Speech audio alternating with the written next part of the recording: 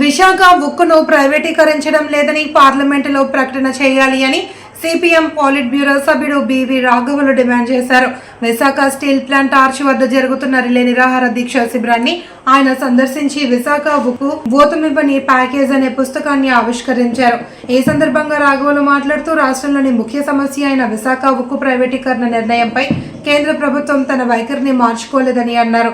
Package ద్వారా సమస్య పరిష్కారం అవుతుంది అని రాష్ట్ర ప్రభుత్వం భావిస్తోంది అని, కానీ వాస్తవంగా ప్రైవేటీకరణ నిర్ణయాన్ని మరింత వేగంగా చేసేందుకు దోహదపడుతుంది అని ఆయన వివరించారు.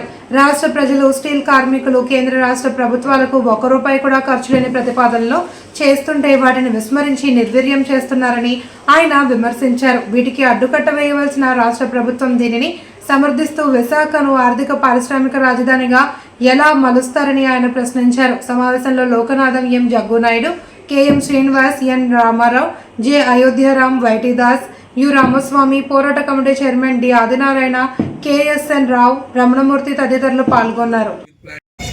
బాగుంటాయని చెప్పేసి మనం అందరం అనుకుంటాం. ప్రైవేట్ యజమానులు లేకపోకుండా కార్మికులు భాగస్వాములుగా చూసింది ప్రభుత్వం, వారి యొక్క పరిస్థితి బాగుంటుందని చెప్పి అనుకుంటాం.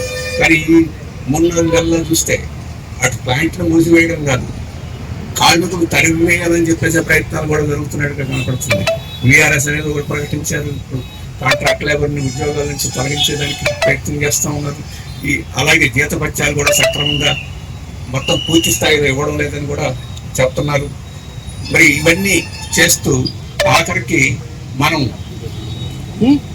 ఇది అకస్మాత్తుగా ప్రైవేటీకరణ అయితే అకస్మాత్తుగా మరణించినట్టుగా అనిపిస్తుంది. ఇదేదో ఒక దీర్ఘకాలిక రోగం వచ్చేసి ఇంక మనం దీనికి అవసరం లేదని చెప్పేసి అనుకునే పరిస్థితి సృష్టించాలని చెప్పేసి కనపడతా ఉంది. వీటన్నిటిని మనం అర్థం చేసుకొని ఆఫీసర్స్ కానీ, కార్మికులు కానీ, లేకపోతే ఈరోజు కాంట్రాక్ట్ కార్మికులు కానీ, లేకపోతే ఈ స్టీల్ ప్లాంట్ని మనం సాధించుకున్నాం, దీన్ని రక్షించుకున్నామని చెప్పేసి రాష్ట్ర ప్రజలు కానీ దీన్ని మళ్ళీ మరొకసారి దీన్ని పట్టుదలతో వ్యవహరించాల్సిన అవసరం ఉందని చెప్పేసి భావిస్తున్నాం. ఈ ప్లాంట్ సక్రమంగా పనిచేయలేదు, మిషన్లన్నీ అవుట్డేటెడ్ అయిపోయి, కార్మికులు సాగుకోతలు అయిపోయారు. ఇటువంటి నేను ఉన్న చెప్పగలిగితే చెప్పండి, వాటన్నిటి సర్దుకోవచ్చు. కానీ అదేమీ లేదు. ఆధునికమైన యంత్రాలు ఉన్నాయి, బాగా పనిచేసే కార్మికులు ఉన్నారు. నాకెవరో చెప్తున్నారు ఈ 4 నెలల్లో కూడా ఉత్పత్తి చూస్తే దాదాపు ₹10,000 కోట్ల దాటినట్టుగా కనపడుతుంది. అంటే మొత్తం సంవత్సరం మొత్తం పూర్తి స్థాయిలో పనిచేస్తే కంపెనీ ఏదైతే 7 మిలియన్ టన్నులు ఇంకా పైన ఉత్పత్తి జరుగుతున్నారో ఆ స్థాయికి తీసుకొచ్చగలిగే సామర్థ్యం, ఆ స్థాయికి తీసుకురాగలిగే ఉందని చెప్పేసి ఈరోజు మనకి అర్థమవుతుంది.